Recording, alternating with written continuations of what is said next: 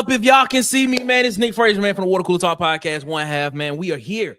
And tonight, we talking SEC offenses, man. We're going to talk a little Auburn. We're going to talk a little Alabama. We're going to talk a lot of stuff around the SEC, man. I got some other guys with me, man. But let's get to it, man. Right after the intro, man. Hit it. Going live.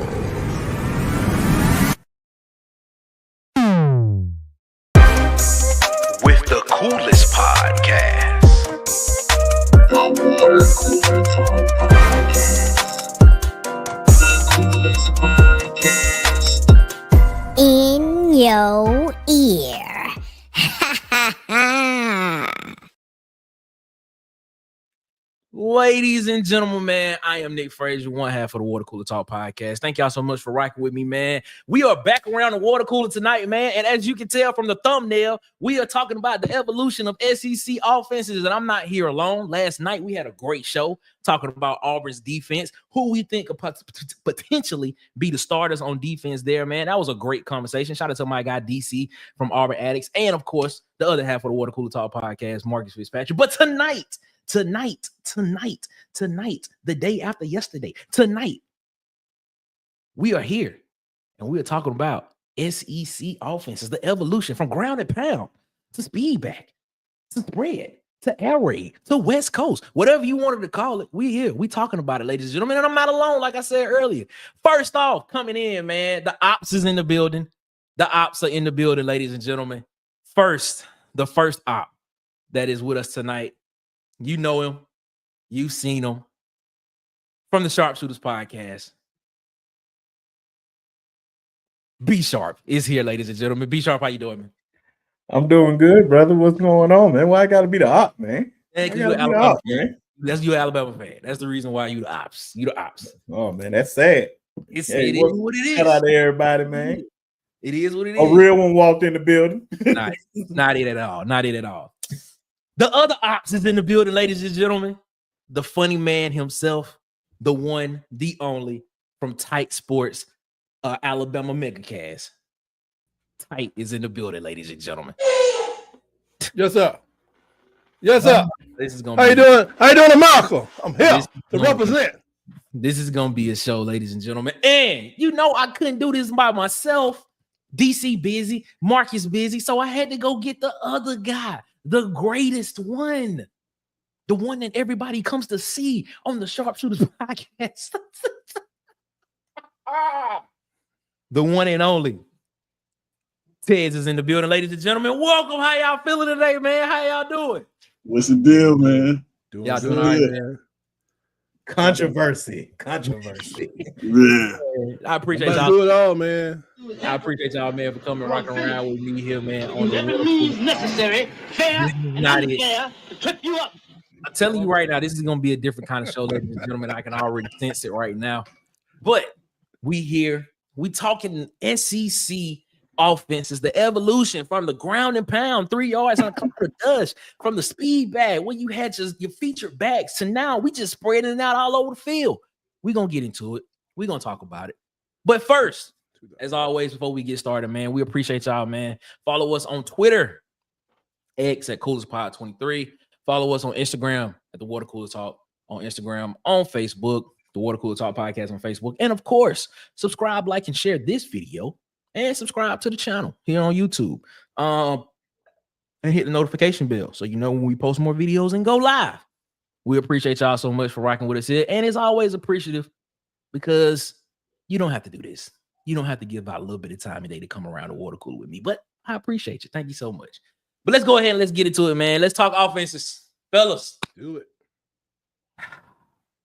B Sharp texted me this morning. And he was like, man, I want to come on the show. But if y'all talking that Auburn stuff, I don't want to come. I like it is what it is. Let's talk some SEC stuff. So I thought about it. And I said, man, let's talk offenses. Let's talk about the evolution of offenses. So here we know most of the fact. We know about running the ball. I formation, offset I. We going to pound you with 2-3 yards. Then we had the speed back era where we can have featured backs throwing the ball to the back out of the backfield, having guys that were elusive the Bo Jacksons. Well, that was a transition from the ground about. Herschel Walkers, the Barry Sanders. It wasn't in the SEC, but you get the picture. Now, at the beginning of the 2000s, this thing called the spread offense entered the chat, and he wanted to have a conversation. So, fellas, I'm gonna ask this question right here. How do you feel about this? How do you feel about this evolution from one to the next? Are you excited about it? Do you want to go back to what we kind of used to down here? Or are you just gonna roll with the punches? I'm gonna start with you, Tez. Because Tez, Tez be giving points. So let's start with the Tez. What you got? What you got, Tez? Oh man. So I don't know. I don't know how I feel about it. I'm not disappointed in the change of offense. It's more, make for a more exciting brand of football. But there's still like elements of that in today's spread offenses, right? You do see teams running the ball still. You have offenses like, I don't know if you would call Vandy's a spread offense, but it's definitely a modern take on whatever it is that they do. A lot of the spread offenses you see, they spread out to run the ball. So I think you still see some of that in there. Where what I don't like about the spread offense is the red zone. I don't like the red zone because what happens when teams commit to the spread, they get in the red zone and they wet the bed, right? We were one of those teams this year. Surely was. Really? Surely was. Auburn. I didn't notice that. I didn't notice that. Wow, Tyke, come on. Wow. Stop it, man. So that's what I don't like. If you can still manage to be creative with a spread offense and in the red zone and be effective. Urban Meyer comes to mind as somebody who was able to do that well. Maybe even Clemson in the Trevor Lawrence era was able to do that well. There's another team out there that did it well, but I don't want to give them credit because they on the show. But yeah, as long as you're able to still, produce in the red zone, I don't see a problem with it. And then, in the NIL era with these young kids getting paid, these receivers, they want the spotlight, they want the ball, they want to run up the score, they want to, get the TV time, plays, they want all of that. Okay, B Sharp, what you thinking? I don't necessarily have a problem with it, but what you don't have a problem with? That what I'm. Yeah, I was waiting. What I don't have a problem. Yeah, what you thinking? No, I'm saying I don't have a problem with the spread offenses. Okay. With this transition to what is a spread offense, because go ahead. Oh yeah, man. Just wanted to before I give my take, shout out to Miss Janet Lynn and Miss Williams in the chat. That's one of our players' moms, Noah Carter's mom, in the chat. Appreciate you for always supporting. Just want to give y'all a shout out. Appreciate it. But yeah, man, I love it, man. It's just elevation of the game. It's just like the forward pass. Some folks just don't like it at first, but you adapt to it or whatnot. So like the whole running the ball with our old offense, like in like 08, 09, 2010, like we were probably running like 60, 70 times a game and just play great defense throughout the rest of the game. I'm like, man, those days pretty much over with for the most part. If you had that type of offense, you pretty much a dinosaur. So the spread, yeah, I love the spread for the most part. It took some time to grow on me, but it's cool for the most part. Tight. What you thinking? So I can appreciate evolving an offense to the point where you can do both. I'm still more of a conservative on the 65. Hold on. I'm sorry, Tyke. I'm sorry. I apologize. Ladies and gentlemen, we got more reinforcements that just dropped in. More reinforcements just dropped in, ladies and gentlemen. What happened? The one, the only, what? DC Wolf from Auburn Athletics. Oh my God! What's going on, DC? Avengers unite! Avengers unite, baby! What I'm saying, Avengers unite! What's up, man? All right, Tyke, go ahead. Well, what I was saying is I don't mind the evolving your offenses to make yourself more competitive. I've always thought that the spread was being used as like if you don't have certain players, you got to spread everybody out and go with the one-on-ones and create as many mismatches as possible, whether they come out of the backfield or in the slot positions of the receivers, as long as you got a quarterback that can get the ball out there. But when you get to a team like what just happened in Tennessee, when you're running the ball to the point where, throwing the ball to the point where really, I don't know what happened to them, but it seemed like nobody could beat anybody straight up. The safety was out thinking Nico, all the line was getting beat, the receivers were getting beat, the running back was getting stuffed. When you get too pretty with it, I think you're hurting yourself in college. You can be pretty in the NFL because the rules kind of work for you. They work for you. The guy that brought the modern day pass to the NFL was Paul Brown, but he still had Jim Brown. You know what I'm saying? And so it was like, I'm going to get you coming or going. I like that. Still got your toughness, you throwing the ball. But when you look at, man, Ohio State just manhandled Tennessee. And I still can't understand how that happened because I guess they manhandled us, but we played closer than Ohio State, but we lost. Whereas it looks like Ohio State would have beat the mess out of either one of us based off that game. But I don't like it when you just take the physicality from the game and not for the fact you can, ear hole somebody. But I mean, just line up and blow somebody off the ball and throw the ball because I feel like it. Because, I can run block you and still throw passes because I'm going to just dominate you. I like the domination aspect of it. But if that's what you have to do, I'm not talking about New Mexico State. I'm talking about people that have all these top 4 and 5 star players, and then you go get dominated. You look weird. I expect the SMU to get beat down. I expect the Indiana to take a beat. I don't expect Tennessee to get beat like that. I just don't. It's too cutesy. Hyper. Too hype. Just call you hype from now on.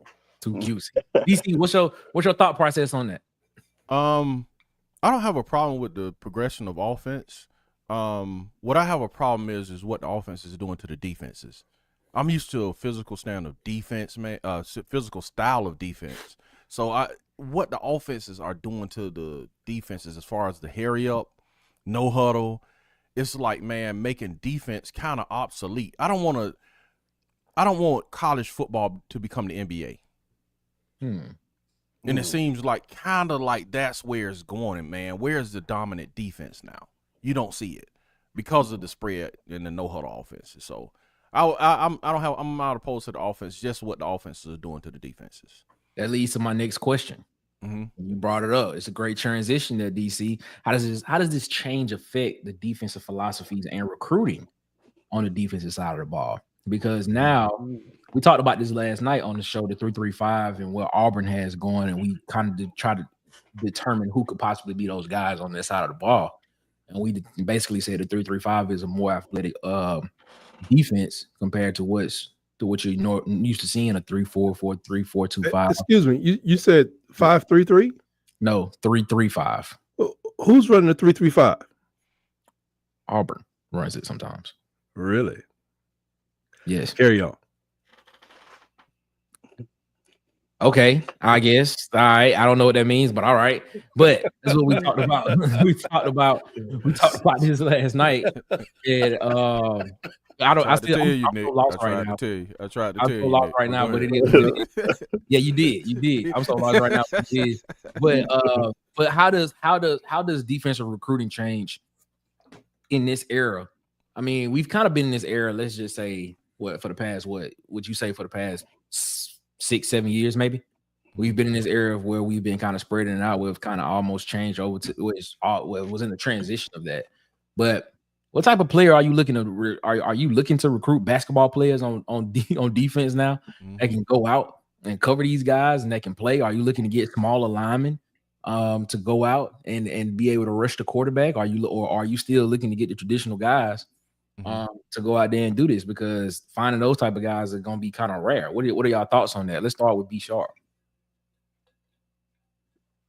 You asking like, if you asking like, I really don't like that type of defense at all, man. The whole 3-3-5. That's what you asking? No, what I'm asking is, how does defensive recruiting changes? Like, how does the philosophy change? Oh, Because now you see the 3-3-5, which can turn into a 4-2-5, which could potentially be a 3-4. It could be a 3-4 defense, depending on the way that most defensive coordinators want to run it. I mean, because when you have those different type of defenses, personnel changes, body type changes, height changes, weight changes. You're not used to having.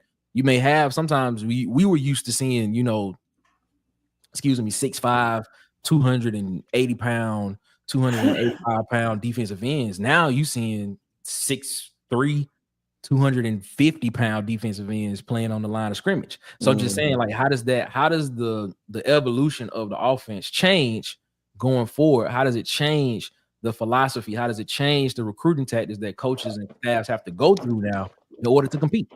Yeah, man, I think you're going to be recruiting a lot more like secondary players for the most part. A lot of guys that are speed rushers. You're just going to have to be versatile for the most part. You can't be like how DC said, you don't want it to be like the NBA. Like, you remember those centers like Ben Wallace? Like those type of guys in the NBA probably wouldn't exist in this league now. Just depend. You have to know how to do more. You just can't just do one thing anymore. You got to adapt. So it's going to really change up the type of players that you get. You're not going to really see, depending on the play style of certain teams, like maybe a Georgia, you're going to see a lot of running. So you're going to definitely have to have some defensive tackles, defensive linemen. Like, you may still see those guys normally there, but for the most part, you definitely going to have more cover corners because of how everything's so air raid now. You're going to have somebody that can cover. So it's going to be a lot different, especially with that linebacker position. You just can't just sit there. You're going to be more than likely matched up with a slot receiver, maybe, depending on the situation, or more than likely you're going to be lined up with a tight end. So it's definitely going to change up. Tess, what you think? Yeah, man. Honestly, I don't know if it'll necessarily change recruiting too much, because the style of offense that we're talking about came from high school. Very right? true. Very true. Like, the kids that are being recruited today are coming from systems that they plug right into what these coaches are wanting to do now. So, like, I don't think you'll see too much of a difference in recruiting. It may be easier to miss on a kid now because like it's gonna be so many kids that are versatile. Like, look at how many. If you take it, even if you looking at the kids that we recruited, right? Like, a lot of them are versatile players. Yep. A lot of them can play two levels on the defense. A lot of them have played both ways in high school. So it'll be easier, I think, just to misevaluate a kid, just because all of them are kind of in the same mold now. But yeah, I don't think, as far as going out and how you go about recruiting kids, it's what's in high school now. It's the same kids as in high school. The players for the old style of football that we talk about, like, they like unicorns. You see a big D tackle or a big D end now, it's like, where you find him at? Right? Exactly. It used to be a time where that was plentiful, but like now, yeah, it's just different, man. It's just different. It's just different. The kids are different, but like, I don't think that the recruiting philosophy changes much. Shout out to Bubba, man. Well, hold up. Shout out to Bubba, man. Bubba be coming in with the stats, man. I'm gonna go through this, man. I want to get y'all takes on this. He said there will eventually be a regression of mean in terms of physicality. That's the way history works over time. Over the course of the next decade or so, defenses will become even smaller. Therefore, offenses will counter with size. You see it in the NFL right now. Offenses had to become smaller and faster out of necessity to counter defenses physicality. Linebackers were 250. Defensive linemen, hold on, wait, go to the next one. Were consistently 315 or larger. So just be patient, and physicality will return to the level you want. Got to get back to work. Shout out to Bubba for coming in and doing that, for giving us that take real quick, man. So that's a valid take too.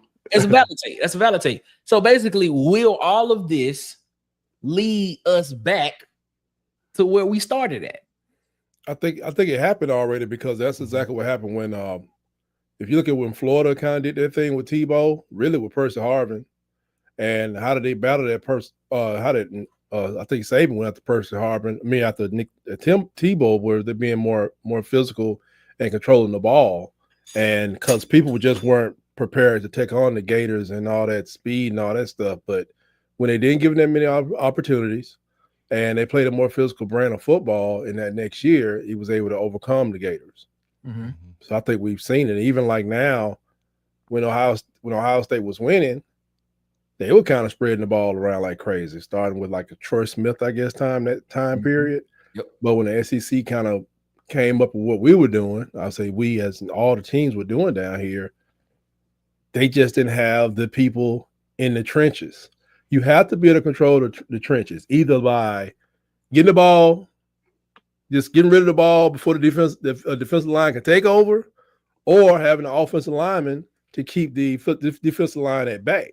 For many years, we had the best of both worlds, I think, and even in this championship now, you're going to see that. That's why Michigan was able to beat Alabama last year. Mm-hmm. They had both sides of that line, with overtime, but they had both sides of that line pretty much taken care of. Mm-hmm. Might see the same thing come Tuesday. I'm not sure.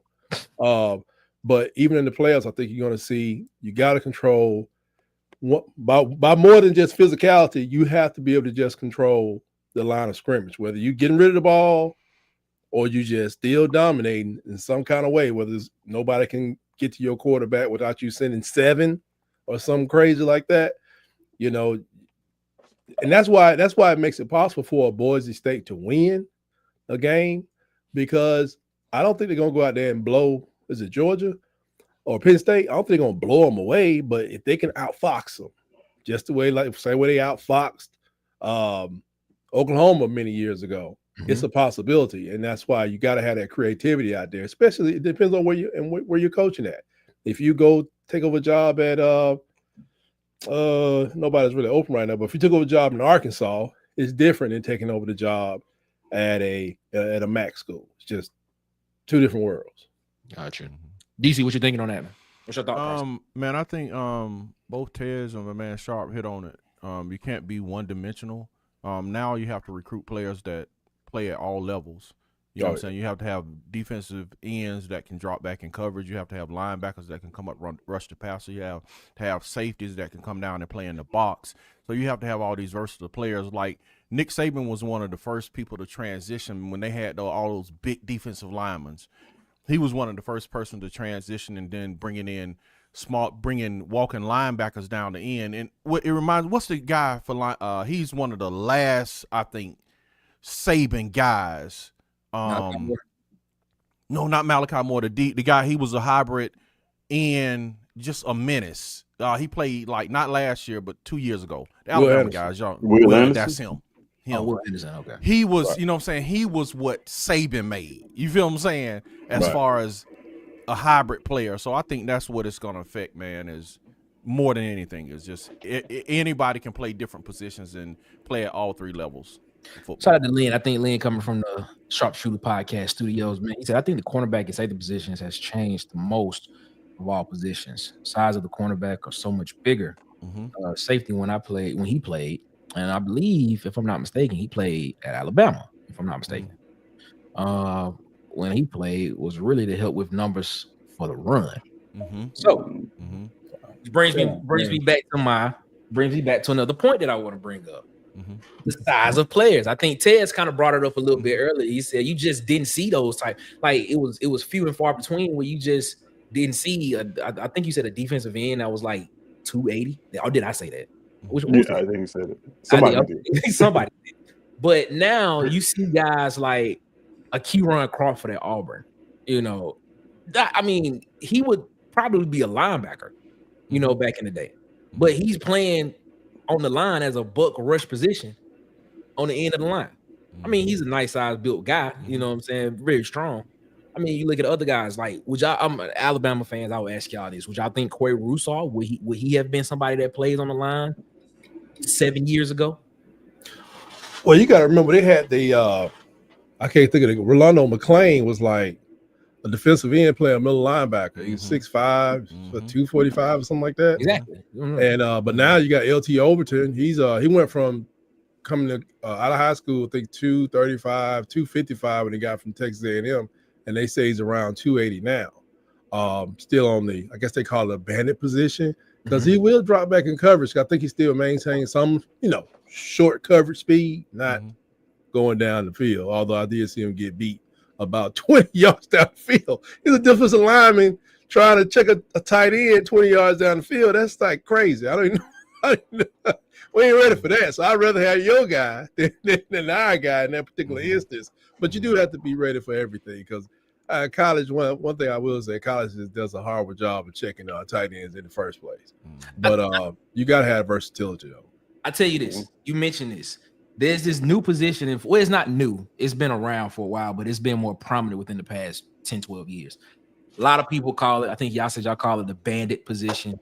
A lot of people would call it the star position. So this hybrid type player that's on offense, that's on defense, that has to cover these offenses who are revolutionizing the game of football.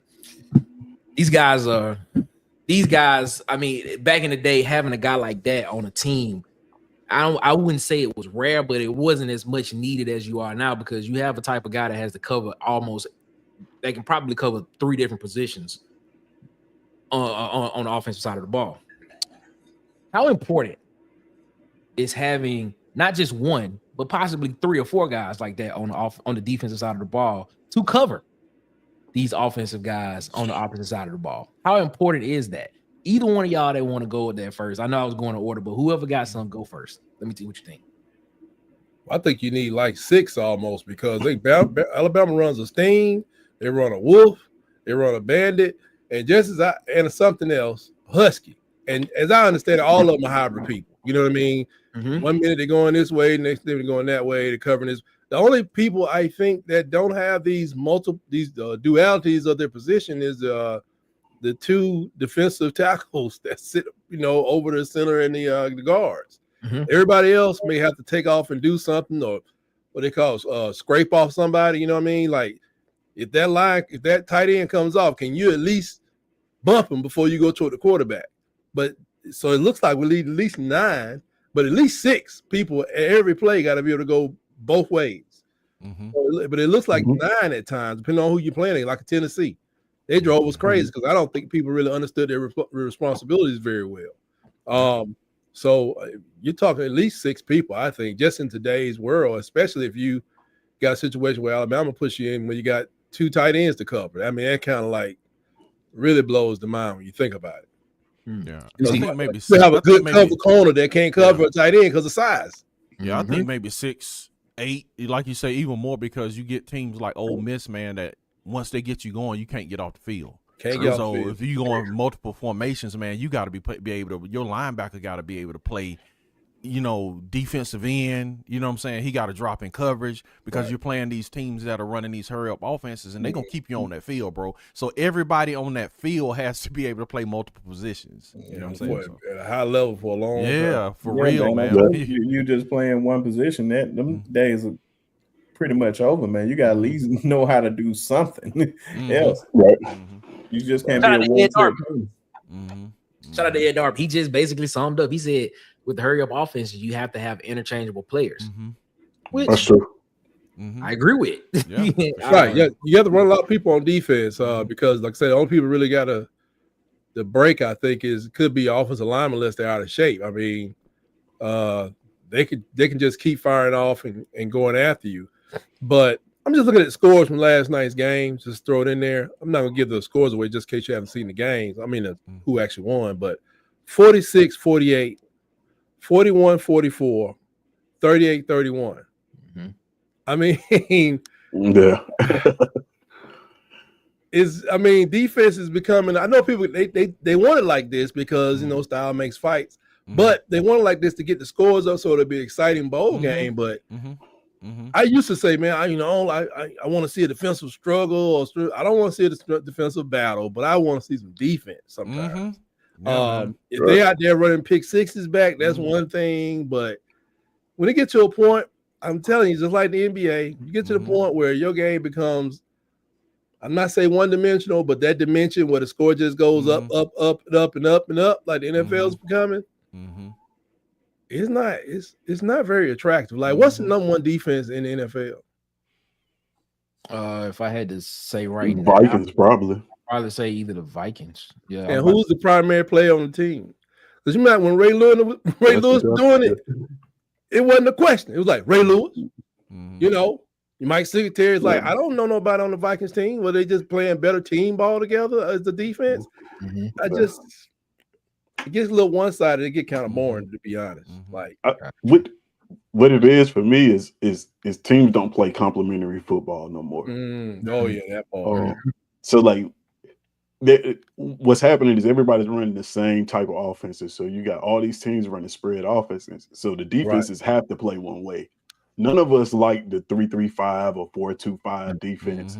But realistically, what other option do you have? What other defense is there that allows you to be multiple in a hurry-up situation where you can put 4 on the line, where you can drop 8 in coverage, where you can blitz, where you can do all these things without interchanging players? Right. So that's what you're getting. And then on the offensive side, they're not playing complementary football because everybody's hunting big plays now. So you're not going to see a defense just dominate. When you think back about the Ravens, what type of offense did they have? Time of possession was the name of the game back then. That's not the case no more. I'll tell you, Tez. I'll tell you about the Ravens. The year that they won the Super Bowl, the first Super Bowl, they went, if I'm not mistaken, I think they went 5 weeks without scoring an offensive touchdown. That's amazing. That's a bad defense right there. That's a bad deal. That was Ray Lewis. That was Ray Lewis. I believe, if I'm not mistaken, and somebody in the chat fact check me on this, but if I'm not mistaken, I believe that offense that they was having quarterback issues that year. Trent. They was having quarterback issues that year. Roll Tide. They had I think they had stopped me on my tracks, man. Anyway, they had them boys on that defense. Yeah, they did. Sir. Jamie Shaw. They went like 5 weeks without an offensive touchdown. That's and if I'm not mistaken, they won like 4 of those games. Damn, Adam Saragusa. So I mean, okay, that brings up a question in my mind. I ask you this. And I want to get this is preference. This may be preference for all y'all. With the offenses that we see now, would you rather have a dominant inside presence on the defensive line, or would you rather have one of those hybrid star guys on the back end, whether it's a hybrid linebacker, DN type guy, or whether it's a hybrid safety linebacker type guy on your defense? Which one would you rather have? I kind of think. Oh, I'm sorry. Go ahead. You fine. I was just thinking about. I'm not a fan of the Cowboys, but when I look at what's number 11 name? Michael Parsons. Yeah, they win mostly with him playing, and they don't win when he doesn't play. But then when it gets to a point now that their offense is taking a couple of steps back, it's coming back a little bit. I mean, he's about as big a defensive starter I can think of. And like, does it matter? You know what I mean? Like he's awesome, unstoppable, strong. And then he gets depressed, and I think he may slow down, but it's like I'm looking at Sauce Gardner, and then you got Quentin Williams in the middle of the Jets. Who cares? Their offense is terrible. Yeah.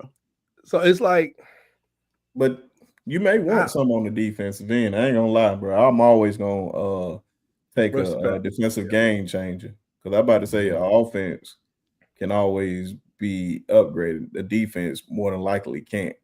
I don't ever see too many great defenses. You may see some good ones, but you don't ever get to see any great ones.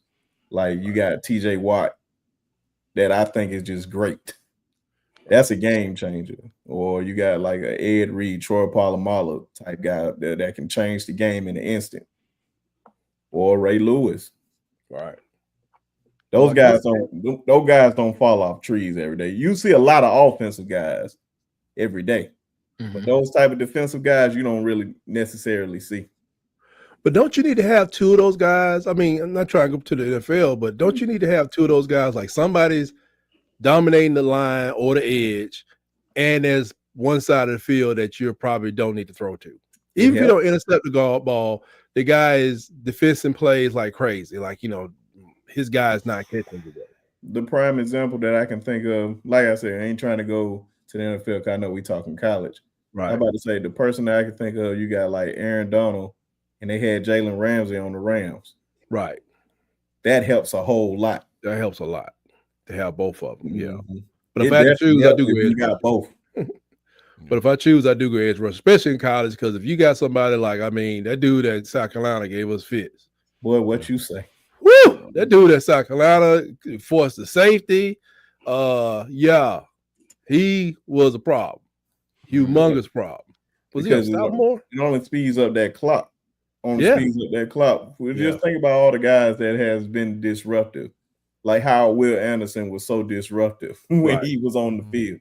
Right. Like you only had a certain amount of time when you drop back. We know he's going to get there. And the guy that's in Minnesota, by the way, played Alabama. Dallas Turner. Yeah. Interesting. The D line is the easiest way to affect the game. Yep, I'll take sure. Like y'all have one. I'll take D lineman. I'll take D lineman, man. I got Keldrick Falk. Keldrick Falk is one of those guys. Yeah, I'll take D lineman because you can affect the game with a D lineman. A cover corner can only cover so long. Mm-hmm. He can only. But what if that cover corner shuts down the whole side of the field? Yeah, but he can only cover so long. It's only so long. He can only cover so long, bro. But that defensive end can rush that quarterback, bro. He can stop the whole play. Like 6, 7 he can stop the play from going even starting. But a good defensive end, a good defensive line can make a secondary look amazing. Exactly. I agree with you. Amazing. Witness to that. Put a lot of DBs in the league out of Alabama, and I'm like, I see him in the NFL, and I be like, wow. I want to know what you're talking about. Bro. We about to lead, but we got them safeties and corners in the lead now. Yeah, he in there, but it's like I got my eye on him. It's certain guys. Everybody not Patrick Surtain. Oh well, of course. That's it. I ain't gonna lie to you on that. Yeah. Some of the people like, but I do think that you got to have that compliment, but if you got that guy that can just like Derrick Thomas back in the days before heyday, he was just disruptive. I mean, he was just disruptive. I don't care what you're doing. I don't care what we're losing by. He's gonna do his thing. You know what I'm saying? Why the other 20-something people couldn't? If he winning you 6 games, can you go win him 4 games? I mean, that kind of stuff. Why they didn't stay in double digits, I don't get it, but. He was just a natural born disruptor. Yeah, man, that was what I'm saying, man. Those are game changers. Those are type of the guys. They don't just fall off trees. Those are once in a lifetime players that you don't get to see all the time. Like, we see the flashy wide receivers, unless you like Calvin Johnson or Larry Fitzgerald in college, and you just like Ed Darby said it right there, Lawrence Taylor. Once in a lifetime type player, not a generation, a lifetime. Reggie White. We were talking about like offenses. I don't know. Do you guys remember when Peyton Manning came into the league or into the SEC to Tennessee? Mm-hmm. Yeah. Now, all I had to base him on, I was like, that's his daddy. So I'm go look at some Archie stuff. And I'm like. So that's his daddy, but because his daddy wasn't a prolific passer, he was a hustler. Now, he was a Diego Pavia, Yeah, he was like rushing. in the middle of the street quarterback, but that Saints thing was not pretty. Mm-hmm. Then when we didn't have all this I didn't have access to all this high school film on a Peyton Manning. Even when I looked at the numbers, it didn't mean nothing to me because what Peyton did versus what my high school quarterback did, they didn't mean nothing to me. Because you don't know who they're playing. But when I first saw him play, he was spinning it. I was like, hey, how old is this dude again? Like, how old is this dude? Because he was spinning day one. Whether they caught it or not was another thing. I never could understand why he couldn't get over past Florida. I never could understand. I think they had greater athletes on the defense, all that kind of stuff. But the way he was just did everybody. Mm-hmm. And it was a pro style offense. It wasn't necessarily spread, but the way he could throw and he deciphered information at that age, it was just incredible. And I think he threw some of the teams in the SEC totally in a different direction. Some said, I want to run that offense, not realizing that this dude is a unicorn. Other people said, we got to get somebody to get him off his heel. Mm-hmm. You got to go get some defense. You're better off going to get some defensive ends or some disruptive linebackers to get this man off his square before you are about to go and get this guy out of high school. You're not going to find no Peyton Manning any and everywhere. You know what I mean? He was so rare that Eli was just a whole different type of player. He played more like his father, to be honest. Mm-hmm. And but this guy, I just remember when he first came in, it was like, all Tennessee people was like, yeah, we're going to win that championship. And they had good reason to think that way. But I saw a lot of teams try to emulate that, and that was a mistake. Mm. I mean, they try to emulate that by going to get their own quarterback, going to get their own receivers, not realizing that in this area, there was more Derek Thomas's and stuff running around than there were, Javon Curse, 6'7" freak or 6'5". Well, he was a 6'5" freak with the reach of a person that's 6'7" or 6'8" because his arms are very long. It was a lot more of those people running around than people thought, and I think that it's a choice you have to make. So hopefully there'll be some defensive masterminds that'll come up and figure out how to slow some of these, Tennessee down, on a regular basis. Well, look, all you do is slap them upside the head and they fold. Wow. But you poke them in the eye or something, throw some sand in. I don't know what happened at Ohio State, man. It just didn't look right. Jesus. I'm gonna ask y'all this. I want to get y'all. I want to get an answer from each one of y'all because I'm gonna get mine as well. Who do you attribute the person as introducing this style of offense to the SEC, to college football? It could be somebody prolific. It can be somebody that you saw do it first. Who would you say is the person that you would attribute to that? I'll start it off. I'm gonna go Tony Franklin. I'm gonna go with Tony Franklin when he was at Auburn, when he tried to spread it out with it wasn't Tony, Al Borges. My bad. No, you're right with Tony Franklin. He was the first person to bring the no-huddle. Try to bring that no-huddle hurry. He was the first person to try to bring it. He tried to bring it. It was Al Borges. It wasn't good though. It wasn't good. It wasn't good. Yeah. You're right. You was right though. It was between the Al Borges and Tony Franklin situation that happened. Mm-hmm. That's who I would say that I saw try to do it first. Who would y'all go? I'm gonna go to our old ball coach Steve Spurrier. When Steve Spurrier came with that fun and gun, bro, it was like something like you was like, how are they doing that, man? Right. At the clip, the explosive plays they had at the clip they were scoring, man. I had never seen anything like that. And he came in the era right on the heels. He changed it, man. Because think about, Saban adjusted to that, and that was the beginning of his evolution. And I give Saban credit. He is the mastermind of evolving, man. That dude evolved. I'm gonna tell you this, dude. But Steve Spurrier is my guy. You go. But Saban runs a cover 7 defense, which basically means he has one more defender on the side of the field than the other than what the receivers. But I agree. But this is 3 over 2 or 4. And I'm not. That's how he runs. But it is. And what it is. I agree. But like I said, the more Saban goes away from Alabama and distances himself, the more I like him. But with Saban, man, even though he had the nuts and bolts of that defense, the genius of it was he changed the integral parts. You know what I'm saying? Like putting a Will Anderson in a spot. And you know what I'm saying? taking these hybrid players and maybe using the same defense, but the genius was, man, he was able to manipulate it, man, to now catch up with a Steve Spurrier and have Tim Tebow on the sideline crying. You feel what I'm saying? So back to the question, I don't want to get off the question, but Spurrier, man, for me, it was mind-blowing when I first saw that Florida offense with them guys, bro. It was mind-blowing. Okay. All right. What you got, B Sharp? He said it right there, the whole ball coach. It's plain and simple, man. It's Steve Spurrier. I couldn't say it better.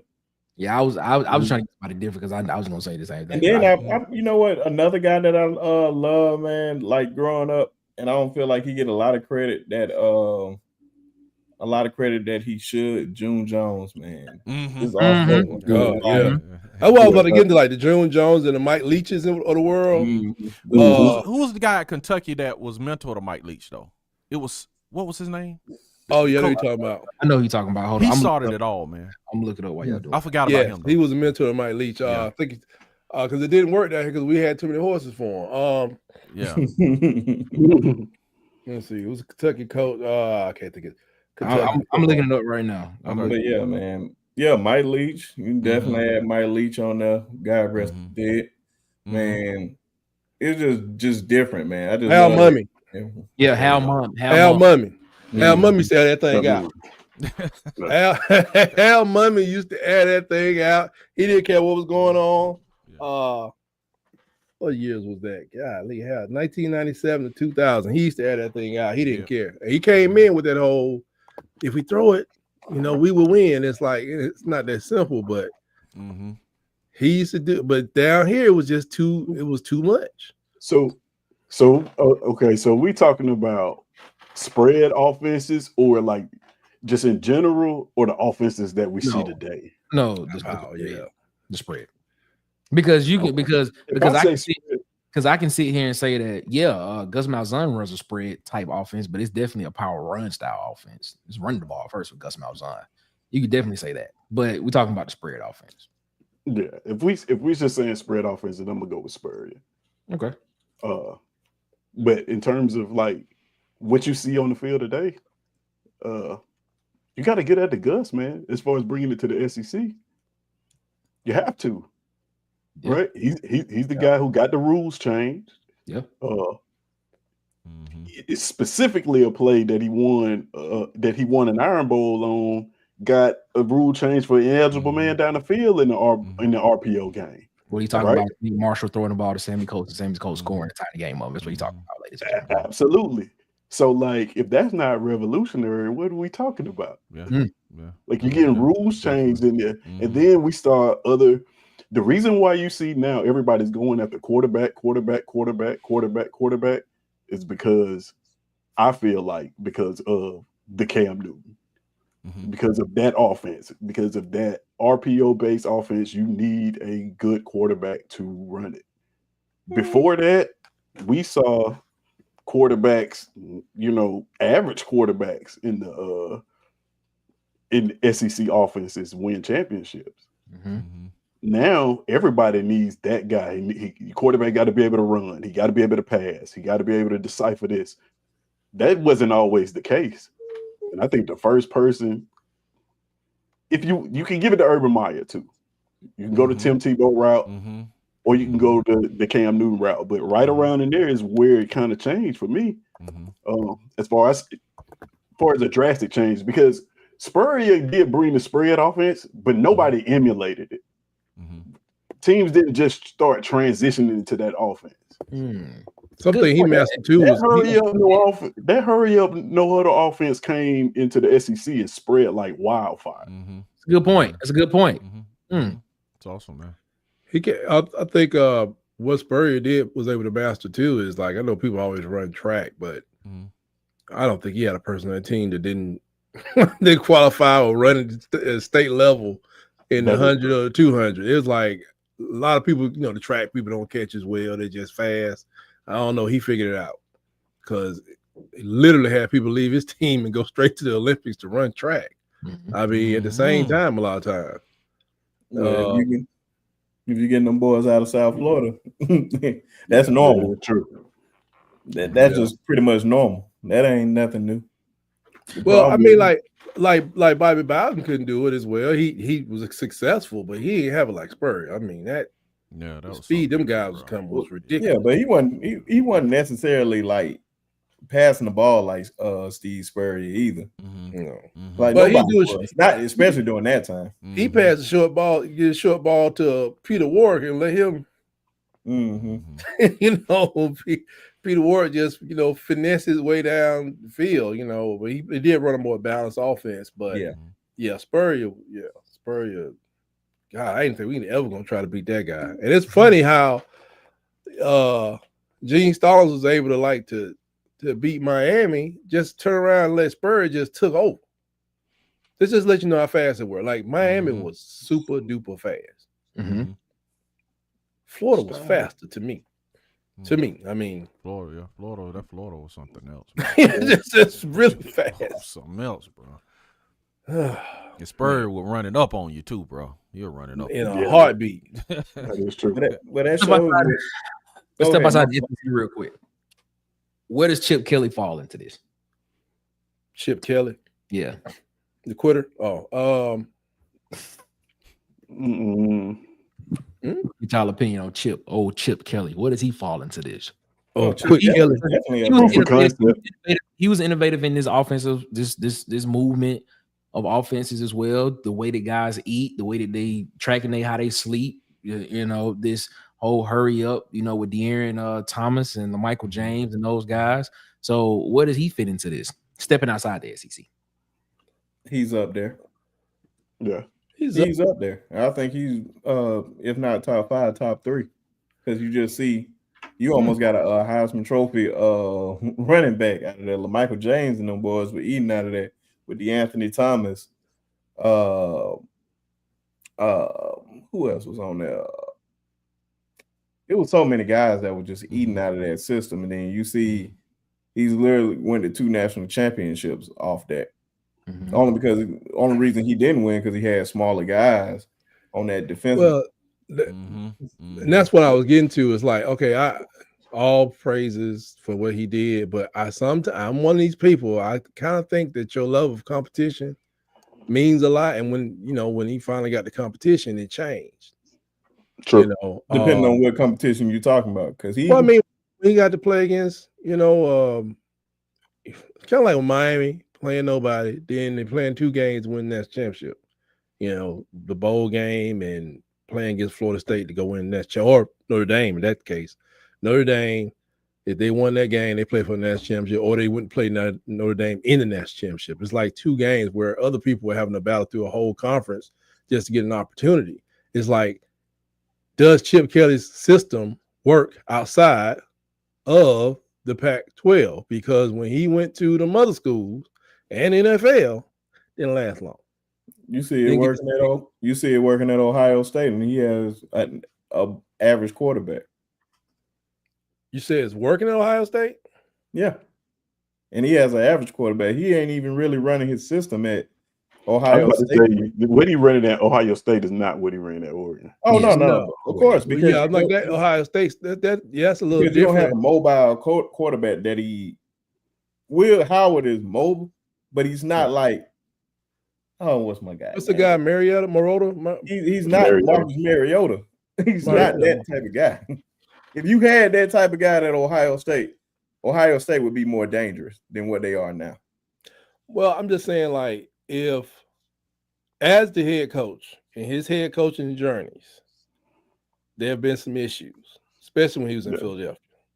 I think his biggest problem in Philadelphia was not understanding personnel, because obviously he didn't get it. I don't think that might have been a race thing, but you can't but you can't. One thing I'm gonna take up for him though, you can't equate innovation with success though, because like Mike Leach is innovative as they come. Right. Wasn't particularly successful, if you would, Right. I would probably say it was Oklahoma State. He probably was. Yeah, Oklahoma State it was. Well, marginally successful as offense coordinator. Did they tight just freeze up? Is it you talking I about thought Tyke Mike? froze. I was about to You say. talking about Leach as the offensive coordinator at Oklahoma State? Yeah. Yeah, well, I'm saying like as a head coach. As a head coach. Yeah, I mean, yeah. So because I know innovate. So what y'all saying that the several different iterations of Nick Saban wouldn't have worked in another conference. Who, Nick Saban? Yeah, like what if he did it all at Alabama in 09 to 12, from 13 to 16 to 16 to 20? None of those iterations of Nick Saban would have worked outside of the SEC. Really? You believe that? No, I'm asking the question. I'm asking the question. Okay. I was about to Do say, I think that? Is he getting the same players?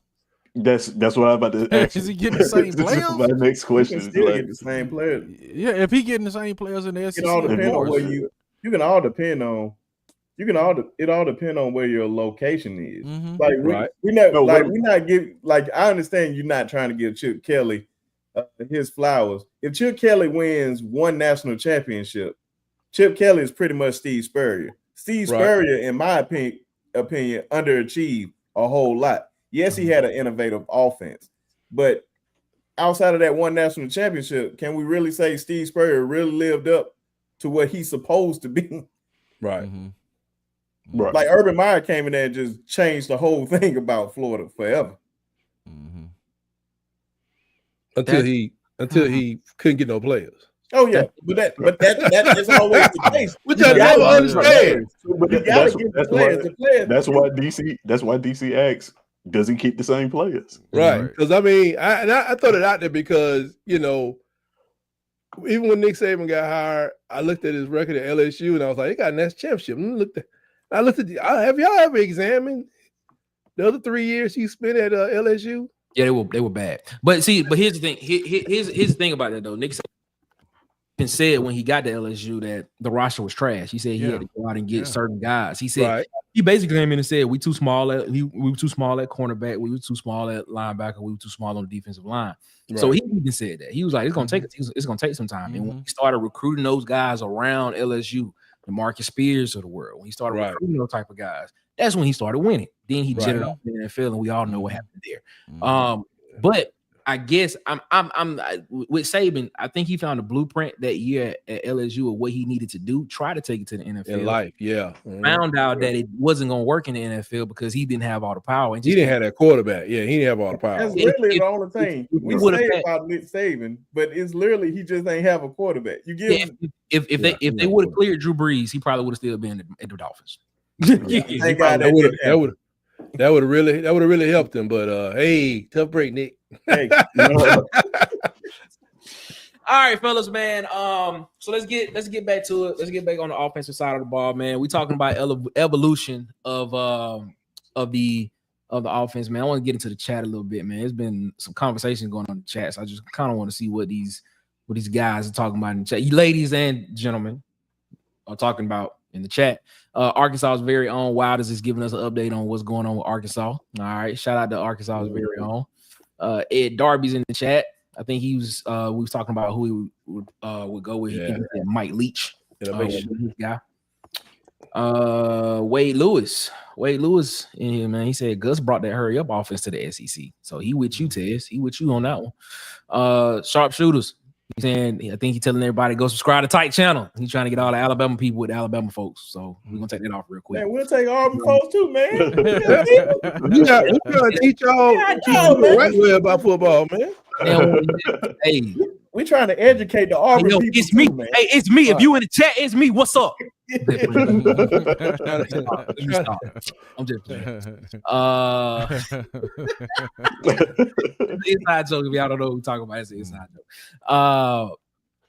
It was another one on here that I want to see. Here it is. Eric D, man. Shout out to Eric D, man. I saw him comment to us. He said Chip Kelly. Wait a minute, where'd it go? There we go. He said Chip Kelly and his Oregon teams were overrated because they had an easy schedule. Chip Kelly has all the right tools to win at Ohio. It has the right tools to win at Ohio State. They spent money to get there. So are they overrated at Ohio State now because it's still an easy schedule there? They're playing. They're playing guys. I'm like we comparing the two biggest conferences is always going to be the Big Ten and the SEC for the most part. Ohio State, yes, they played an easy schedule, but Ohio State can pretty much compete with any team in the country. We ain't about to act like Ohio State ain't built for that. They got the most expensive roster in the country. Exactly. That's what I'm saying. Yeah, they got take away this year. Ohio State can't. Would you say that Ohio State couldn't compete with most teams? Oh, they could. No, on a year-to-year basis. Ohio State besides the field, if they would have kicked that field goal, they would have beat Georgia the national championship. Yeah, absolutely. So, I agree with that. Yeah. No, I'm not. They're blue blood of college football. I'm not disagreeing with that. He's saying Chip Kelly and Oregon were overrated because they had an easy schedule in the Pac-10 or Pac-12 at that time. We can all sit here and say the Big Ten has an easy schedule as well. So what's the difference? I think they just win. Give him the players. I think it's the players, bro. Obviously, it's the players. I think now he has an easy schedule plus players. He got some dogs, man. Matter of fact, you switch Urban Meyer to those Oregon teams, and you switch Chip Kelly to those Florida teams. Them Florida teams would probably be more dangerous, especially with Chris Rainey and Jeffrey Demps and Percy Harvard and Riley Cooper and Aaron Hernandez. Them boys would probably be even more dangerous than what they was. That's true. I mean, if he used hypotheticals right there, that's a lot of hypotheticals. I mean, the defense being the same. I mean, I can see that. Lynn, we don't have a super chat right now. We still trying to get to 500. Here at the Water Cooler Talk, we are. So that's the reason why you don't see one. So if you want to, you can subscribe over here to Water Cooler Talk podcast. And till then, my Cash App is we like 11 subscribers over here at the Water Cooler Talk. Hit the subscribe button. Meet me in the chat. I'll give you my home address. Like I said. We'll get there, man. Shout out to Ed Darby, man. Ed Darby, any moment. That's what I'm saying, man. He said the difference between the Big Ten versus the SEC. The Big Ten is not a week-to-week grind. Big Ten has 4 to 5 buys in their schedule. No one they ain't got no Oklahomas and Vanderbilts and you see Oklahoma found out. See, they found out, boy. They tired. And people left the team, man. They tired. Navy. You know what? Ain't nobody transfer. Only one person transferred from Navy. He going to a regular school. You know, Navy got all they players. My Oklahoma dudes were coming over when they beat Auburn, man. They came over and live, talking about Oklahoma Magic. I'm just like, just hold on, man. Just hold on and wait. Right. You see how long that Magic gonna last, bro. They lost the Navy. Yeah, you said they lost to Navy by 1 point, 21 point. Mercy, man. Yeah, Navy kept them out the end zone. They was inside the 10-yard line and lost to Navy. Yeah, they was down. They was trying to go for a 2-point conversion and didn't get it. I think Michael Hawkins got sacked. I'm so sick of coaches doing that on the road. The Saints did that, man. Like, you at home going, man. Come on, man. You ain't got nothing to lose, man. True. So they played against my team and we're going to the Super Bowl. But that's another story. There you go. Before we get up out of here, man, I'm gonna ask y'all this question before we get up out of here, man. What teams have adapted the best? Any team that you've seen through the SEC, you can go outside of the SEC as well. What teams have adapted the best with this evolution of the spread offense? Who's had the success, who sustained the success the longest, who has been able to sustain it and be able to have production. But in your opinion, what team has sustained the success and has adapted the best? I'm gonna start with Tez first. Let me see what you're thinking. In the SEC? Yeah, let's just stick to the SEC because we really talk SEC on this channel and Auburn, of course. Unfortunately, throughout the I say, how long we talking here? What's the, all right? So I give you time period. Let's go from 2010 up until now. So we'll just go 14. The past 14 years. Past 14 years have adapted the best to what is being played now. It's gotta be Tuscaloosa, man. I hate to say it, it's gotta be Tuscaloosa. I'm not familiar with any team called Tuscaloosa. Yeah, we're not saying that other stuff. You want to say Roll Tide or none of that? All right. I corrected then. It's got to be Stillman. What I saw from Stillman. Go down, Jimmy Joe. I tell you What I saw from Stillman for the last 10 years. That's some That's been serious hate amazing. Hey, man, I have to go, man. I want to say I want to agree with Tez and say Alabama, but I'm gonna say Alabama's a lot of what they're doing was triggered by what Auburn did. Gus Malzahn. Watch this, man. No, watch this. Oh my God. No, I'm gonna tell you. I'm gonna tell you why. Oh my God. I'm just not just being an Auburn homer. Just think. Just check it out. DC, I'm with you. What? I was about to get to that. Gus Malzahn jumped in. He jumped out and jumped back in. Came and won a national championship, right? I mean, when he was with Chiswick and won a national championship, he jumped out, jumped back in with the same offense and took another team to the national championship. Now, what team or what coach or what philosophy have you seen another coach go to the NCAA and be like, hey, bro, change the rules. This guy is too potent. Well, Saban not only changed, this dude could not keep up with him as far as philosophy on the field. So he had to go to the NCAA and be like, hey, man, I can't stop this dude offense and innovation. So could y'all just change the rules so I can keep up? Yeah, they said this guy's cheating. You tell me. That really happened. You tell me, dude. This dude went and got rules changed because he couldn't keep up on the field. Where have we seen that before, man? What year was that? Man, come on, man. What year was that? Definitely 2013, 2014, sir. If the offense subs, you got to allow the defense. You got to serve the defense, yes. So they changed the last second rule too because. So did he change football or did he change Alabama? No, he changed football, bro. He changed football. Right, he changed football because he changed Alabama. the rules. No, he changed the rules because Gus. What I'm telling you is because what Auburn did, they saw down the line and they was like, okay, we gotta change. We gotta make this dynamic change, man, and it's an adjustment. Tuberville was trying to do it with Tony Franklin, but Tuberville wouldn't let Franklin bring his guys in to teach the offense, so it didn't take off. He was trying to do the same thing, man. But I give it to Alabama. But again, Alabama, that trigger was Auburn, dude. They was trying to keep up. Yep. But did Alabama change or did the football change after Saban identified spirit of the game rules? That's all. Huh? Spirit of the game. They call it what you want. Spirit of the game, because he said, Jesus Christ, you know what? spirit of the game. He said, yeah. No, that's called I can't coach. They still offsides and he's snapping the ball. That's outside the spirit of the game. That's you know what that is? That's like whoever made up the rule. If you ain't got no face cards, you got to throw your hand in space. Yeah, stuff like that. That's what this. Yeah, stuff with when people come out with these outlandish Uno rules, you be like, "What is that, man? Uno what?" Yeah. You can say he had Nick Saban on his heels, but all he did was just adapt. That's the only thing he did. No, that wasn't adapting. That was like, okay, I can't adapt, so let's change the rules.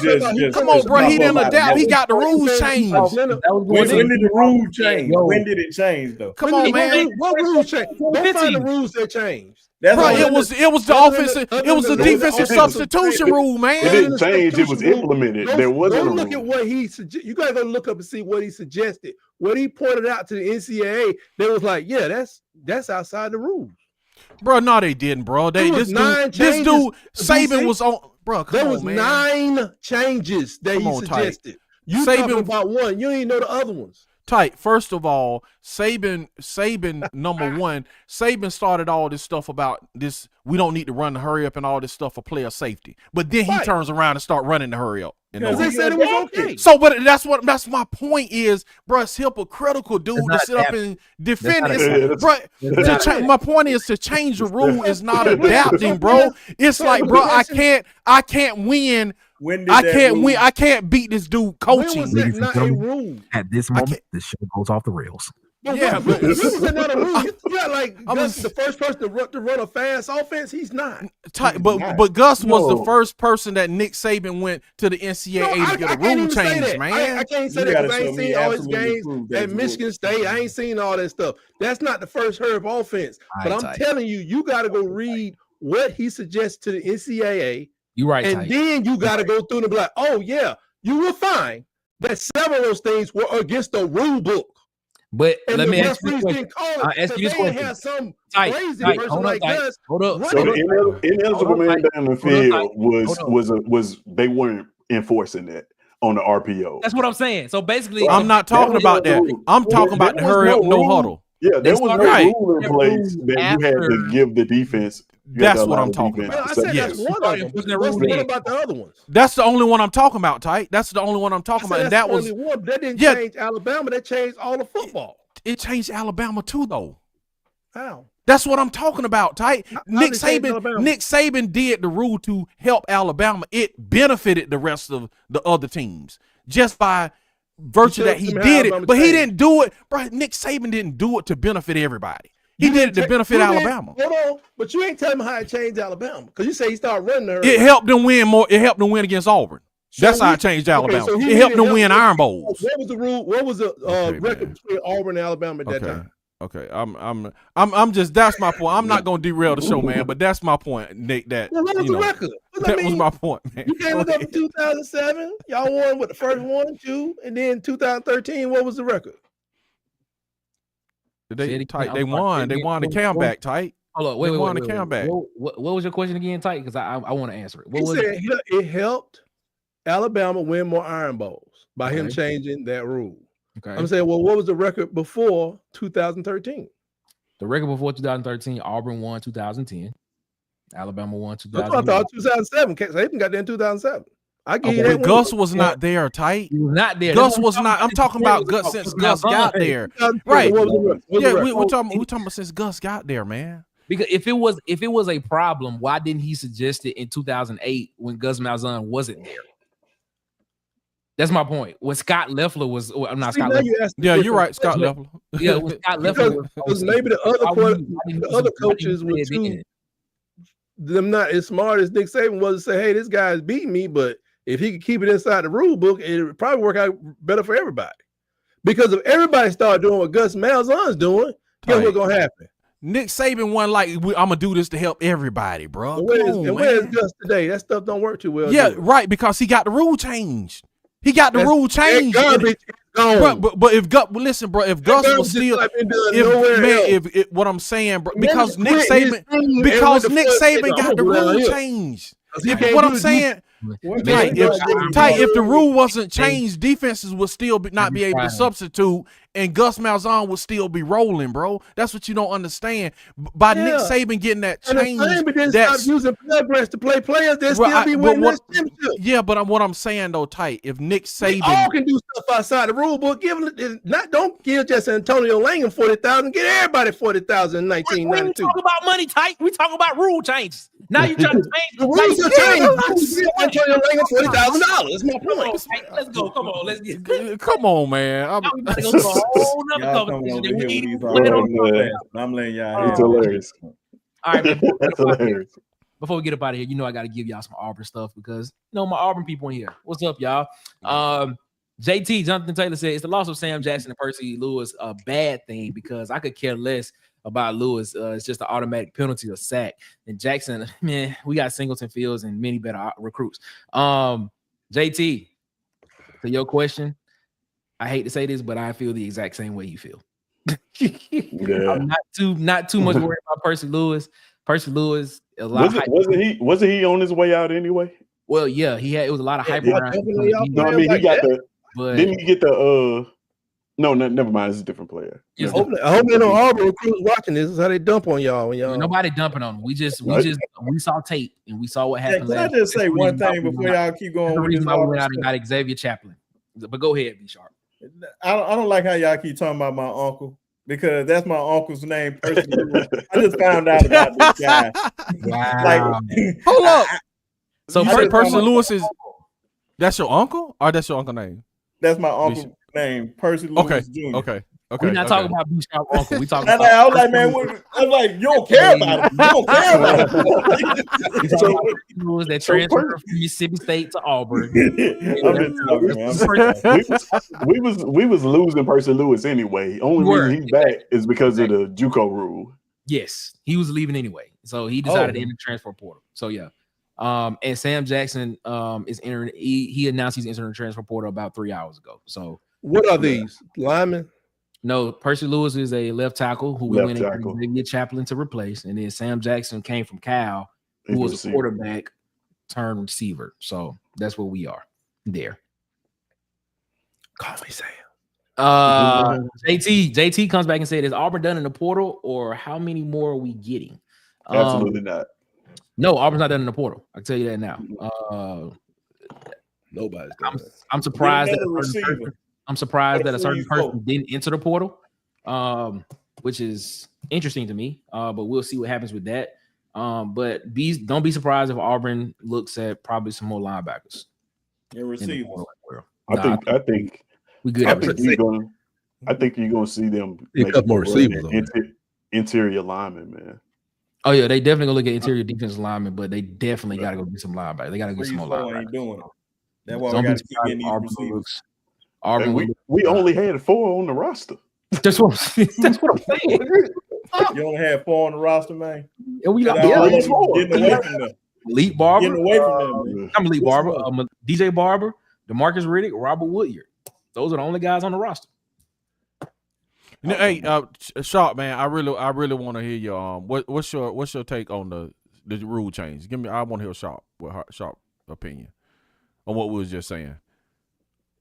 I'm still waiting on the year when this even happened. I don't even know if this actually happened. Like usually it happened. You know what? Why y'all doing that? I will look. Go ahead. What you say, Sharp? Yeah, because I don't even know. Like you saying that he's saying he went up there just because I can't keep up with this man. That ain't it. That don't even sound like Nick Saban. I'm soft. If like if you want to play this game, let me be soft. I have always known he would tell you a problem with it. But if you want to play that game, he will play. He will be more efficient than you are. Brain in with it. If you want to play that game, we can be more efficient with it. Because I am him. I can recruit the players. Are you sure you want to do this? There you go. You said the magic words. I can recruit the players. Yeah, we're not saying a great coach can't coach bad players, bro. No. That's not what I'm saying. But what I'm saying is the reason why he was so effective at you taking this offense and implementing it is because he had better players. He was doing it with better players. Right. It's like you take any offense. If they decide, if you take a team that's loaded with 5-star players and they decide to run whatever Army's offense, if they got the players and personnel for it and they're all the best players in the country, it's going to look amazing. No, it's not. That's not necessarily true. Here we go. Texas A&M had one of the greatest recruiting class ever, and they look like trash on offense. But that's because that was Jimbo Fisher. Let's go ahead. Coaching matters. Coaching matters. Jimbo Fisher. What you got, Nick? Fellas, let's go ahead and put this to bed. Let's put this to bed real quick. The alarm going off. Yeah, that's a emergency alarm because we having bad weather down here. So this is per AL.com, published on October 3rd, 2012. Nick Saban was asked his thoughts on the kind of trend sweeping across college football, which was the hurry up, no huddle offense. Sweeping. This is his response. He was asked a question, and this is what he said. He said, "I think the way the people are going no huddle right now, that at some point in time we should look at how fast we allow the game to go in terms of player safety." Saban said on the SEC teleconference, "The team gets in the same formation group. You can substitute defensive players. You go on a 14, 16, 18 play drive, and they're snapping the ball as fast as you can go. And you look out there, and all your players are walking around and can't even get lined up. That's when guys have a much greater chance of getting hurt when they're not ready to play." So basically, he's blaming it on guys getting hurt and the potential of player safety because teams are going too fast. But in my opinion, when I played, they wanted you to go fast. Let me tell you, they wanted you to go all out each play. So he's blaming it on player safety. That's his quote. Those are his words. Now he also said this. He said, "I think that's something that can be looked at. It's obviously created a tremendous advantage for the offense when teams are scoring 70 points and when averaging 49.5 points a game. with people that do those kinds of things, more and more people are going to do it. Those are his quotes. Those are his words. So, all right, do y'all want to still stick to y'all saying that he didn't complain about it? Do y'all still want to stick to that? No, I didn't say he Saban always said stuff about anything that you asked him, but you made it seem like they went up there and just said, "I can't stop this guy. Can you guys please change the rules?" Well, here's why you can come to that conclusion though, B Sharp, is because he turned around and ran it. If he was truly concerned about players, listen to what I'm saying. But he did it after they did the rule change though. Safety. If did it after the true concern, player safety, then all of a sudden they were safe when Alabama ran it. That was after the substitution rule change, though. I'm just saying. He said that was after the substitution rule change, though. He said they are running so many plays, and they can't get defensive players off the field. That players are getting hurt. And then he turned around and did the exact same thing. He did the same thing he told him with the when 14 the playoffs. rules changed. When are you not missing the part that when the rules changed? And who got the rules changed? So Nick Saban just got so much pull. I can't do this. Y'all change the rules. Yes, he does. Yes, he does. He did. If that was the case, I need to stop this, bro. Because at first y'all was saying that the rule didn't change, and then when I made that point, now something else. That he just went up there and said, "I can't stop this." I can't stop. I said clearly the rule. I said very, very clearly.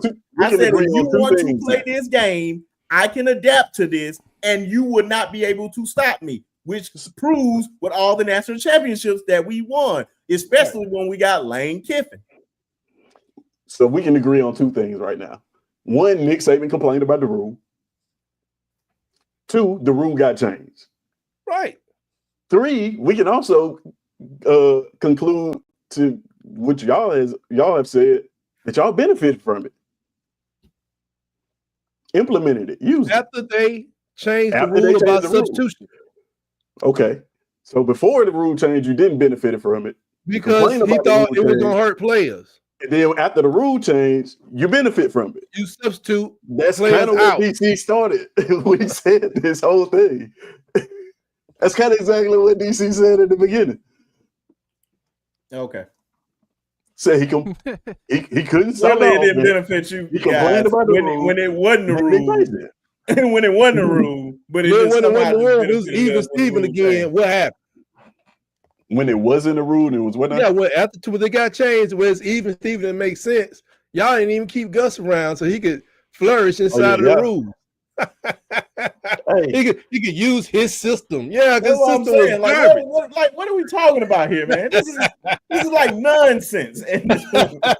What are we doing? Malarkey. I have yet to just hear any type of evidence that say I'm the one that got the rule change. You just saying because one coach, you act like he's the only one. And then what Tyke said, they changed other rules too. Yeah, they start enforcing other rules. Come on, man. They start enforcing other rules. Like you couldn't lead on this side of the field. Enforcing, but we're talking about change. I'm only talking about one rule. Yeah, but they talking about other stuff. He wrote a plethora of stuff, and he sent film examples. And I remember reading an article. They went through the film examples of what Gus was doing, and they said, "Oh yeah, we're gonna watch out for all that next year." And they started calling it.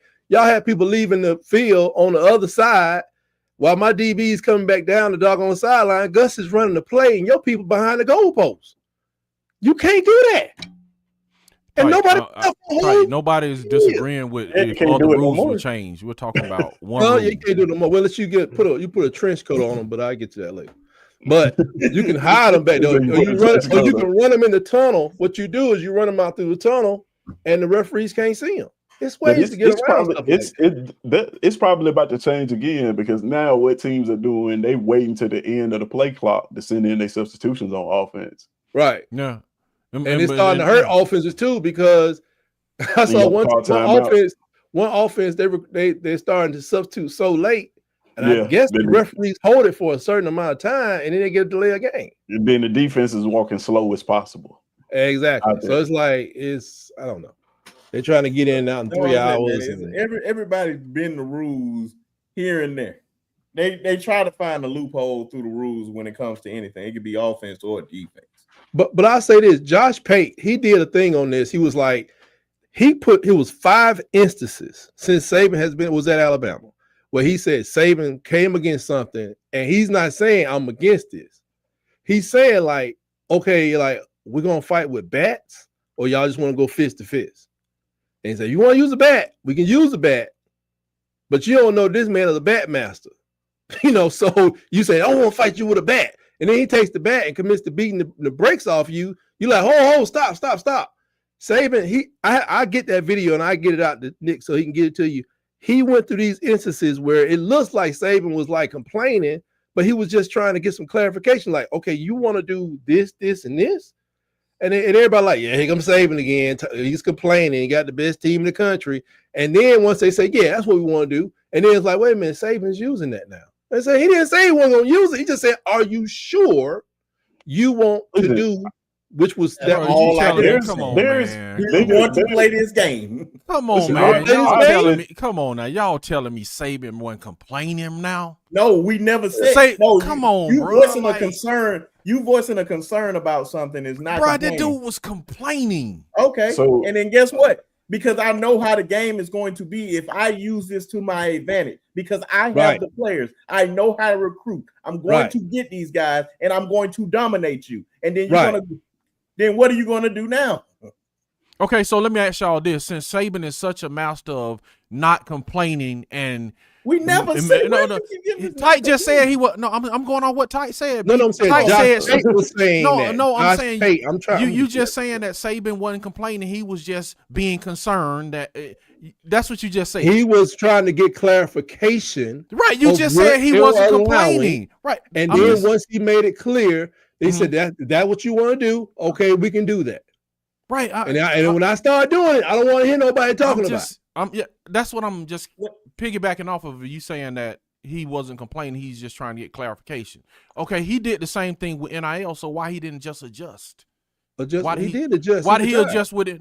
No, I'm saying that's a major retirement. No, I'm saying why didn't he adjust and keep playing and dominate everybody? Because he's 73 years old. No, bro, I'm just saying. No, that ain't why he quit. Saban didn't say he quit because Saban didn't say he retired because of his age, bro. Saban said he retired because he could not do what he used to do. Saban said that it was a lot to manage. No, he couldn't adjust to the NIL because Alabama is not the richest team in the country. That's why.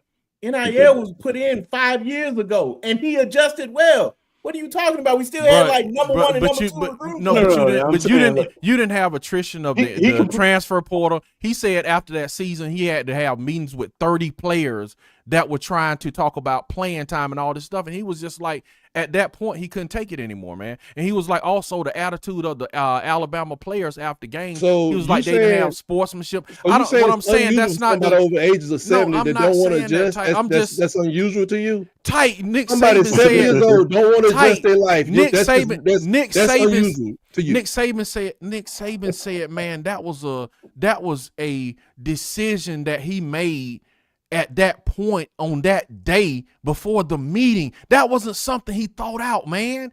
He said that was a decision he made with all of that stuff cascading on him. Nobody knew when he went to that meeting he was about to retire, because he was saying the team the next year with Caleb Downs and all those folks, he was saying he thought that was a championship team. That decision wasn't made before that day, dude. He said he talked to Miss Terry and he made that decision while he was talking to her. You see what I'm saying? So it wasn't. If he made it 2 weeks later, would it I'm just going off what Nick Saban said. No, but I'm saying, but you want a man that's been coaching for 50 years to adjust at the age of 70. Because I'm just going off what Nick Saban said. If Nick Saban was still coaching now, you would be like, you wouldn't even have none of this to say. I'm not understanding what your point is. No, I'm used to people at 70 not wanting to change. Sue, I'm just going. I'm just going on what Nick Saban said. The man is even 70. He retired at 73, and you've been talking about this crazy stuff like, man, if Nick Saban go to Arkansas, they'll be the next champ. No, they would not. And I'm sick of it. They not. Belichick ain't going no damn championship either. Okay, all right, man. Write it down. I said, bro. I said if Nick Saban went to Ohio State, they would win a national championship. That was my quote, and I still believe that. I still believe that. This is a man right here shout out to Lynn, that is in those NIL talks. Shout out to my man Lynn, and he's telling you that it wasn't about no money. But the fact that you can coach some people up, the fact that you coach people up, and 15 or 20 of them gonna rotate out where you don't know what you have. I mean, really, Nick Saban can go to the NFL and put up with that. So I don't know if okay. And you know they leaving in the NFL. You know they leaving. Whatever reason he retired, but I know like the difference in NIL between Alabama and other schools. When you see recruiting is because Alabama is not the richest school out there. It's not. Who the richest school? That's why it would probably be like Texas, somewhere around there. Yeah. Why you say Texas? Texas A&M, one of those two. Probably Texas. When you talk about NIL money, they have the boosters. Like I want you to think about this. You remember when Nick Saban went on that rant where he called Dion out? Right. Yeah. You remember that? Mm-hmm. Yeah, he was in, if I'm not mistaken, he was in Texas at a booster meeting, an Alabama booster meeting for the people in Texas. He was saying that to them because those are the people with the money. Those are the boosters, the Alabama boosters with the most money. They're the ones that are in Texas. He kind of recognized that, like saying, hey, if you want us to keep up this recruiting, I'm going to need y'all to open y'all pockets up. And they still doing it today because it's a different landscape. I was just telling DC the other day that, okay, Arizona State, their booster is a guy, Fulton, he's a CEO, founder of Fulton Homes. He builds 1,000 homes every year there in the state of Arizona. He's one of their big boosters. I ain't never heard of him. Mark Cuban pushes Indiana, where he went to school. You got the guy that owns Cleveland. He pushing Tennessee. All these schools. Tuskegee literally has 2 billionaires. You know how many billionaires they probably got at Tulane? If Tuskegee got 2, there's money at all these schools, but nobody's trying to get them to put a billion into the doggone school.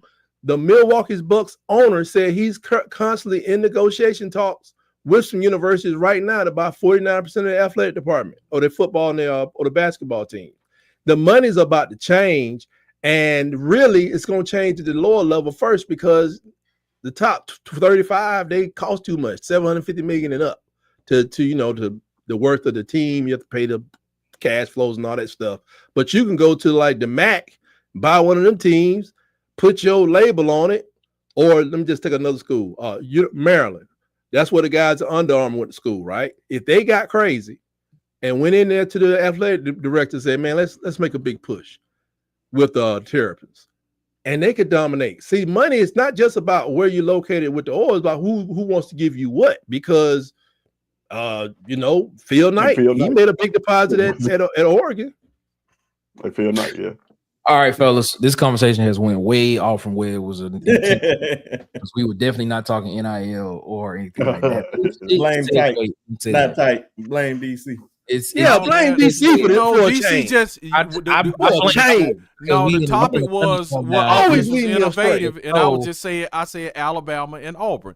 That's all I said. That Alabama was innovative, and it was because of Gus Malzahn. That's all I said. Wow. Next Friday, let's make this. That's when it went off the rails. Every Friday, what I'm doing on this channel is every Friday.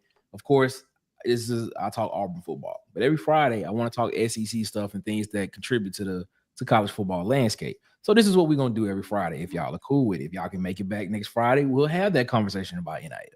I got to talk to you about my contract because DC being here may not work, man. It's perfectly fine. Perfectly fine. It's perfectly fine. It's okay. We'll see what we can do. We'll see what we can do. And we can bring him in halfway through the show because I don't know if I can do it. All right, fellas, man. Before we get up out of here, man, I want y'all guys to go ahead and shout out y'all handles. Let everybody know where they can find y'all at. Because I appreciate y'all coming up on here, man. We're gonna start with the one and only Tez.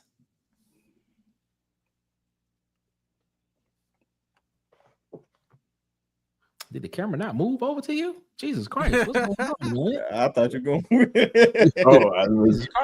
You just took over front and center. You said Tez, man. Yeah, I said Tez. Yeah, I don't know why it won't move, but let's go with Tez. Tez, go first. There you go. What's happening, Tez? At Frodo Imagery, also www.frodoimagery.com. Nick, thank you for having me, man. Always a pleasure. DC tight. B Sharp. Y'all can catch me on Sharpshooters Podcast. Let me see if I can. It's on. Right there. Sharpshooters Podcast. Yeah, you catch me and B Sharp. He'll tell you where to catch us. But yeah, appreciate it again, man. Appreciate it for having me, man. Love talking SEC and sports with you. Yes, sir. Yes, sir. Next up, one and only B Sharp. Oh yeah, man. Y'all already know I'm B Sharp of the Sharpshooters Podcast. One part of the Wu-Tang clan of the Sharpshooters Podcast. The link right there in the comment section, man. We welcome all, man. We talk Alabama. Well, we talk college football, NBA, all that good stuff. Just come over here. All Auburn fans are welcome. I have Auburn Tez up here. All the Alabama fans love Auburn Tez because he talks reasonable. Now, do y'all come over there with that nonsense? Then we're gonna have to talk bad about them trees. But we ain't gonna go there. But y'all make sure y'all subscribe to the channel. Appreciate it. Nick, bring me on the channel as always, man. Haven't done one on your channel in a minute, so definitely appreciate it. Appreciate you, tight DC, and like I said, everybody's favorite Auburn fan, Auburn Tez. And I'm adding the Auburn part on this. All right, ladies and gentlemen, y'all saw him tonight, the one and only Tight Sports. Oh yeah, Tight Sports Talk on X. If you want to go over there and see me screaming at people, and you can also get me at Tight Sports on Facebook, Blue Sky, and YouTube, of course. Come check us out. We are an Alabama football megacast, but we talk about all Alabama sports. We will drop a couple of notes about the Alabama rowing team and see how they're progressing through their season whenever it starts. I hope they're not out there rowing right now because it's cold. Gymnastics is something I look into as well as basketball, men's and women's. I'm very upset that ESPN does not show on the regular channels Alabama women's basketball. We will be launching a protest pretty soon, but join us. Roll Tide to everybody. Thank you, Nick, for having me over. Auburn Tez, I think this is the first time we were on a show together. And DC, go break yourself. All right, and ladies and gentlemen, last but not least, the one and only DC Wolf. What's up? What's up? What's up? I am DC Wolf, man. Auburn Addicts TV, man. You can catch me on all platforms at Auburn_Addicts. We talking Auburn all the time, 24/7 a day, in our sleep, when we wake up, whatever we do. We talking Auburn, man. So, man, I appreciate, Nick, you having me on with this great group of gentlemen, man. This is a privilege, man. Mischievous and deceitful, chicaneous and deplorable. Hey, and if you want to see a train wreck, check out me and Tight. We got a show, Iron Bowl debate, man. If you want to see a train wreck, we just got off arguing about the Wizard of Oz, man. Yeah, in them Jesus Christ, man. But me and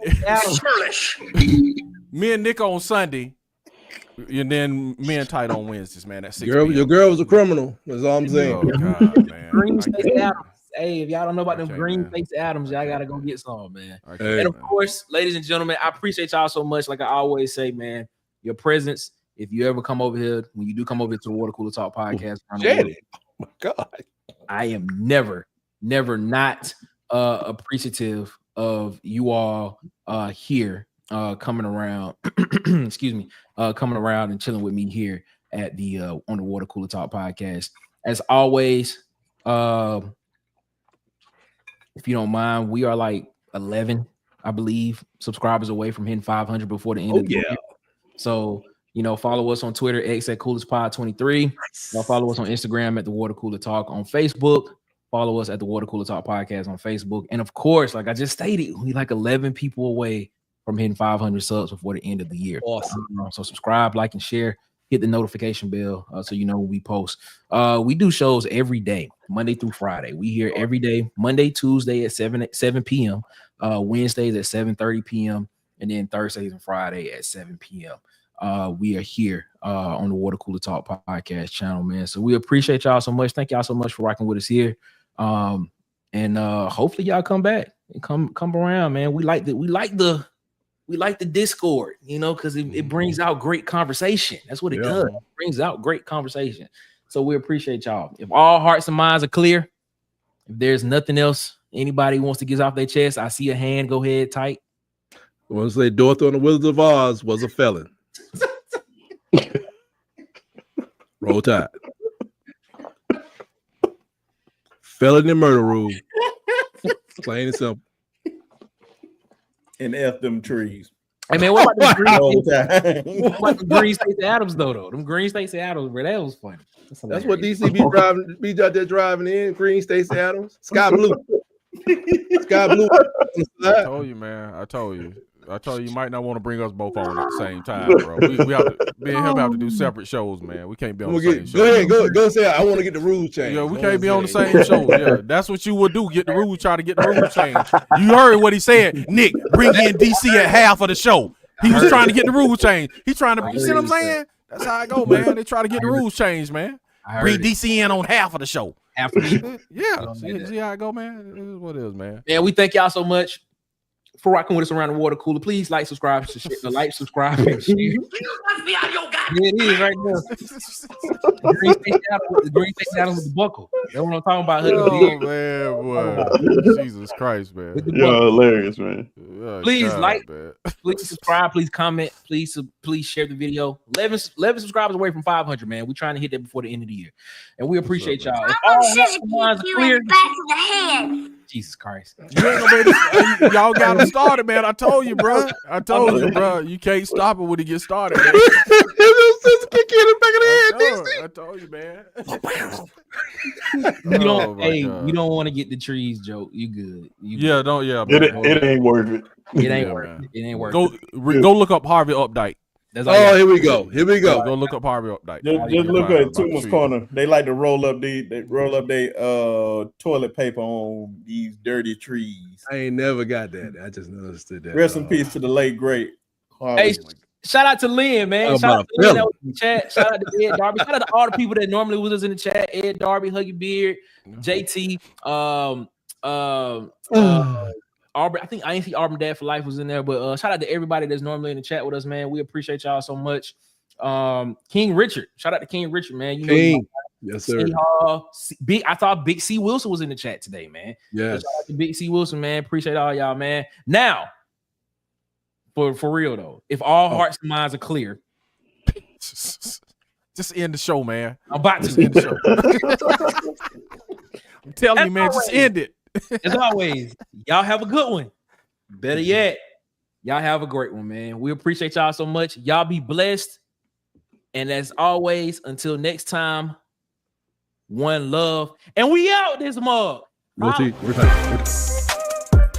sure you like, subscribe, share, and hit the notification bell so you know when we post more videos and go live.